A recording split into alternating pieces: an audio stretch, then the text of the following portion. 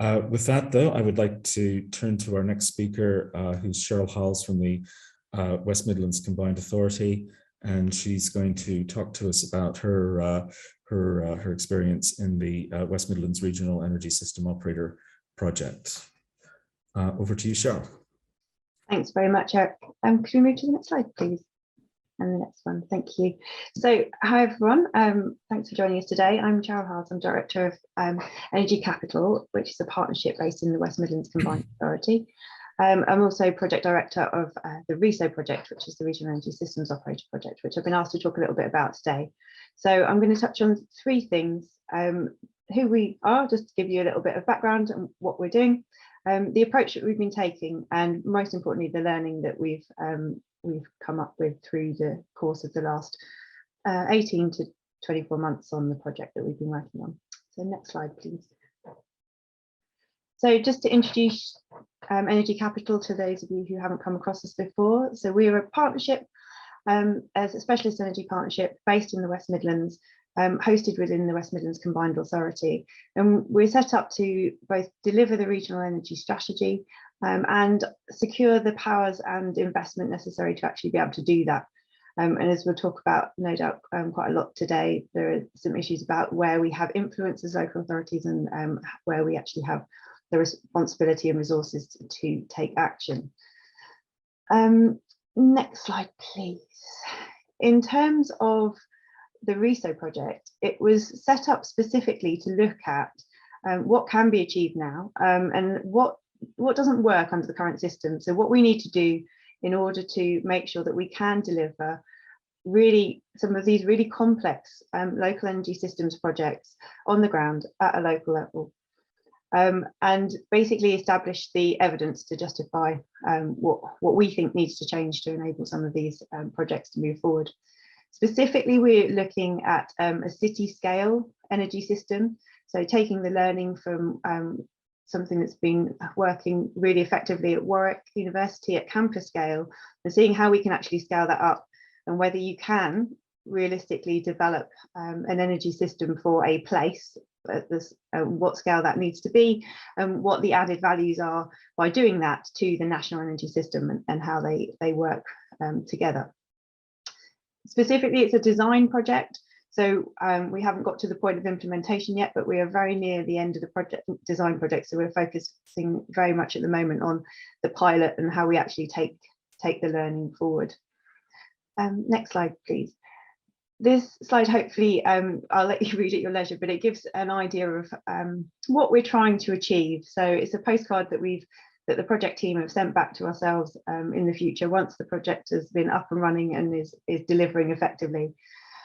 And essentially what we're saying is we have brought people together to develop a new collaborative body, because we think there is a gap that needs filling, which I'll talk a bit more about in a moment, with the specific remit around delivering net zero, putting it at the heart of the place.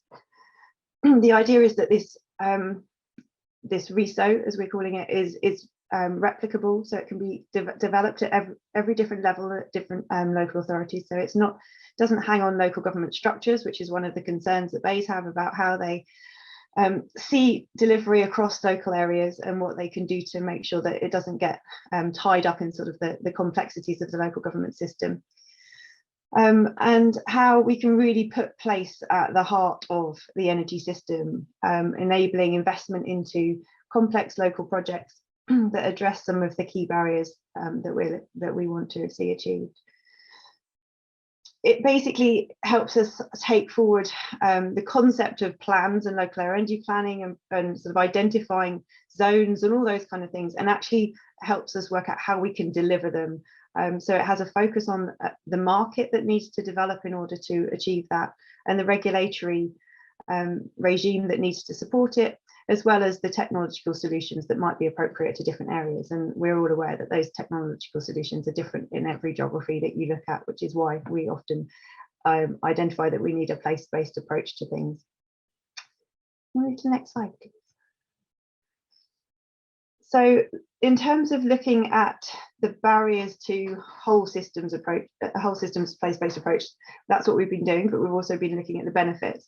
And we recognise, as this workshop's about today, the need for decision makers to come on that journey with us and understand what their role is within this process.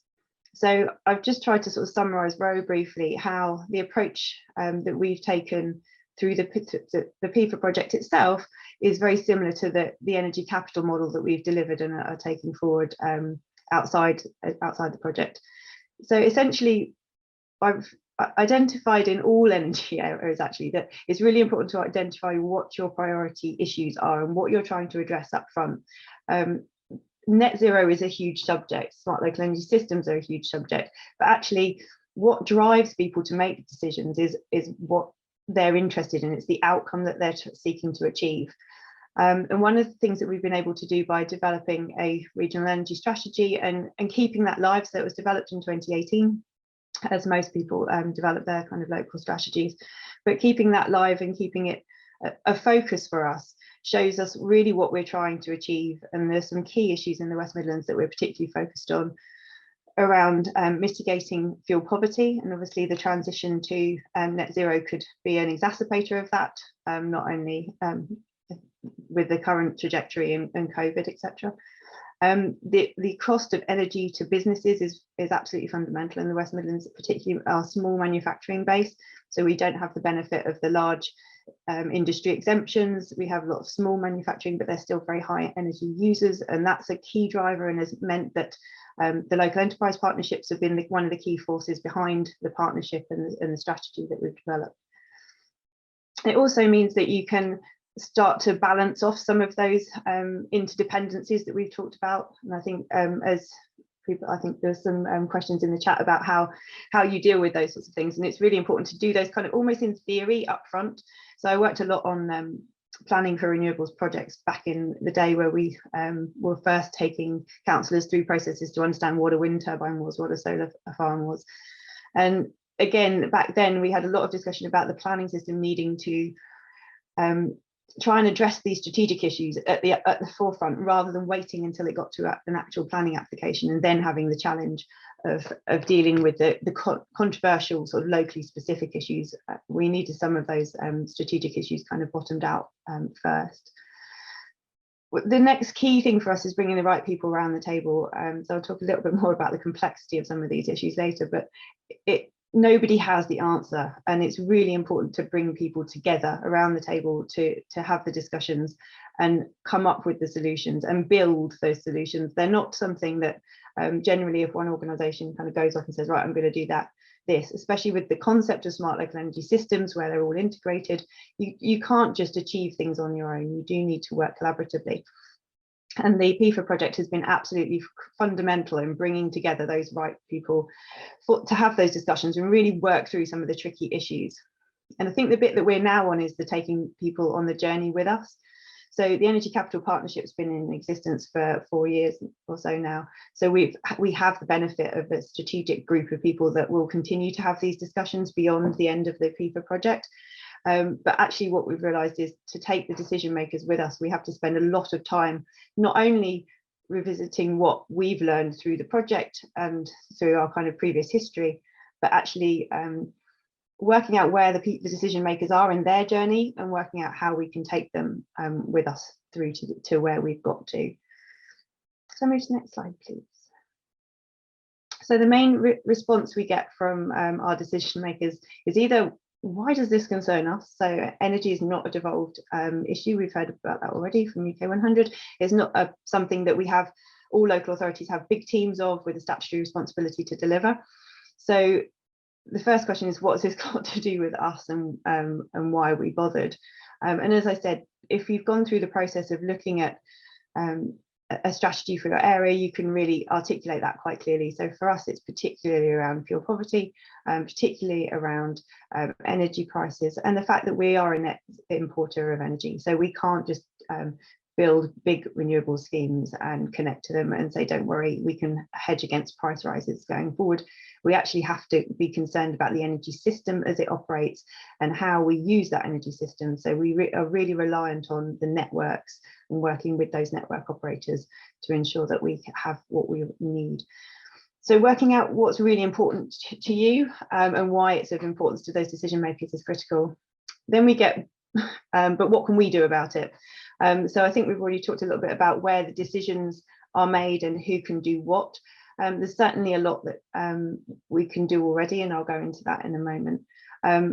But the classic one I often get is, well, what about this? So people have to come up with these really good ideas that are maybe not fully informed by the whole process, maybe good ideas that people have come up with just through their kind of normal life experiences, which perhaps don't necessarily fit into the strategy and are maybe a little bit difficult. And it's hard to work out how you can take decision makers forward with you when they have a particular idea that they want to pursue. So I'll carry on and talk a bit about that in a moment. Next slide, please. So what have we learned? As I said, it's really important to agree the strategy up front.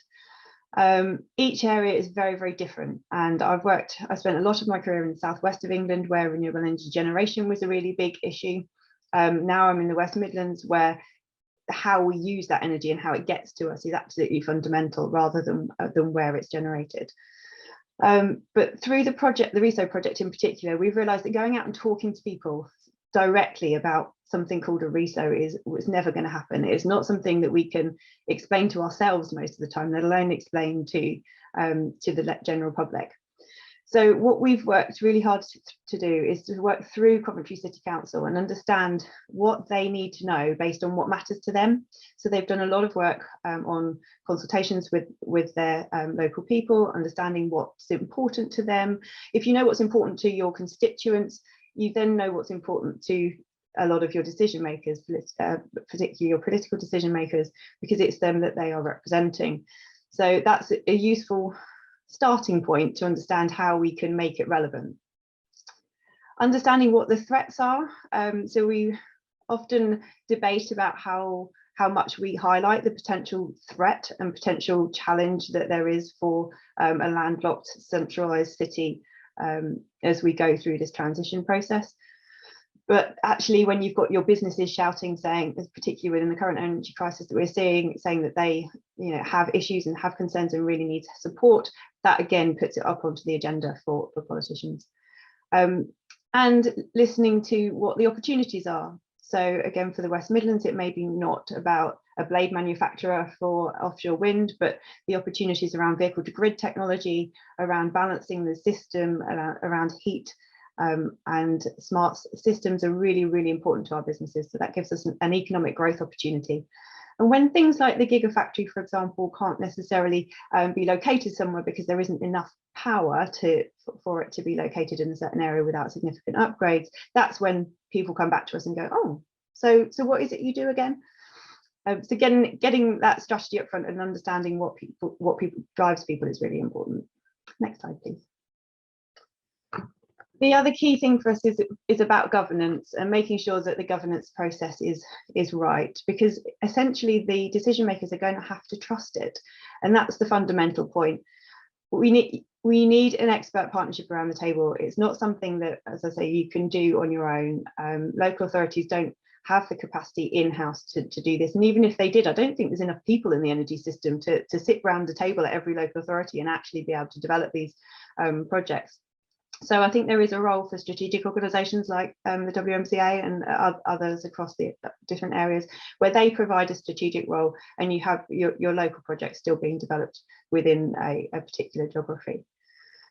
Those experts need to be able to have the confidence of the decision makers, so that those decision makers can feel happy that what they're being advised is something that they should be supporting.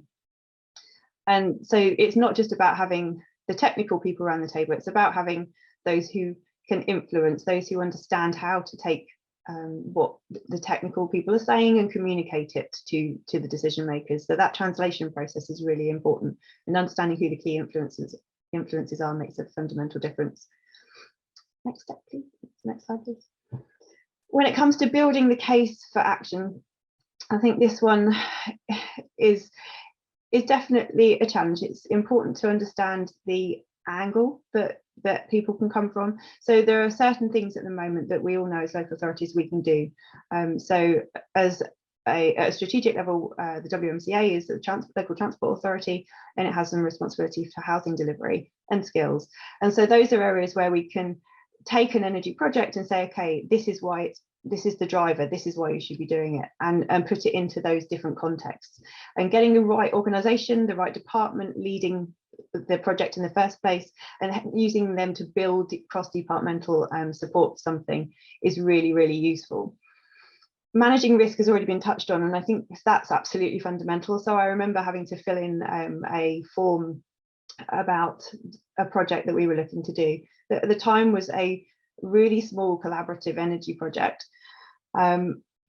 and the scale was tiny, but we were being asked to kind of look at the sorts of frameworks that you have to do for investing in HS2. You know, getting that kind of risk management appropriate is really, really important in the first place. But then equally, understanding how as a local authority you can help mitigate risks and reduce risks by working with other departments is also really, really important to help the smart local energy system projects in particular move forward. Talked a little bit about finding advocates and using them well, and also about the need to work across boundary and not expect every local authority to have to upskill in these areas and move forward by themselves. And I think working collaboratively and sharing knowledge and expertise is something that we're really focusing on, developing a smart hub, which is about supporting the built environment, and the same on transport, where we can really play an important role. Next slide, please. So just to finish off, I think what we've really learned is that complexity is the biggest barrier to smart local energy systems, and that's at every level. So within government, we can't find the right person to talk to because each government department is broken down into its own areas. And actually, when you're talking about place-based approaches, that's not something that central government does. They can't bring everything together under a whole system because it would be too big to manage. So that's why we do need to do some of this stuff locally, and bring it down to a scale that you can actually bring all those different departments together. So we found even within our own specialist project team, there's knowledge within different areas, and bringing that out and sharing it is a real challenge to the delivery of smart local energy systems. Keeping it simple, stupid is something I get told quite a lot, and it's really, really difficult. It's a huge barrier to us being able to communicate to decision makers. Most of them don't have much time because they have a wide portfolio. Most of them have very little experience of the energy system.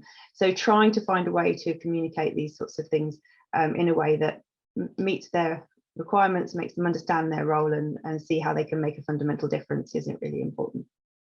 Next slide, please.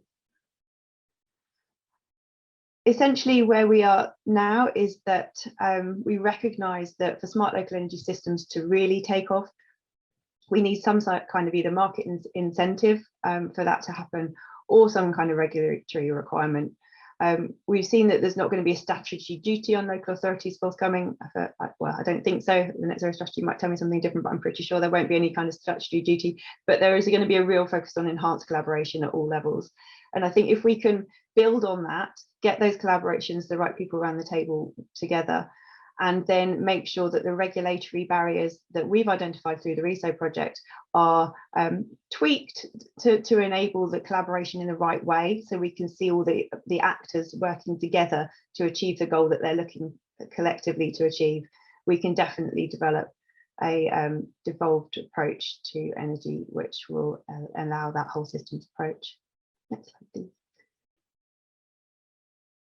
So just to finish off, local democratic accountability, we think, is absolutely fundamental. We've heard ministers talk about it at a national level, but actually the decisions that people have to make to achieve net zero goals will affect people's lives. They'll be felt in different ways in different places, and those local authorities really need to be able to be in a position to take different mitigative action to protect the most vulnerable through the transition. So we need to show local decision makers how SLES are relevant to the people that they serve, and we also need local leaders to trust in that governance process that they establish, because these are really highly complex projects, and the regulation that enables them is equally highly complex. So we need to bring all the brains together to make sure that they can trust in that decision-making structure that they've bought into. And that's all from me, I think. Thank you. Super, thanks. Thanks very much, Cheryl. That was fantastic. It really gave us some great insight into what has to be done, and the challenges in making it happen. And I guess there's a number of points I could pull out, but I think the one I would I would highlight really is the importance of clarity of mission and outcomes when you start, and how do you align all the key stakeholders, that they have a shared sense of direction and purpose to achieve what they're trying to achieve. Because I think if with that shared sense of direction and purpose, it becomes possible to anchor decision making in a really quite effective way. So thank you very much for your insights and observations on the reality of making complex projects happen. Again, I would encourage people to use the chat. There's a number of questions and comments appearing, and which we'll address in the panel.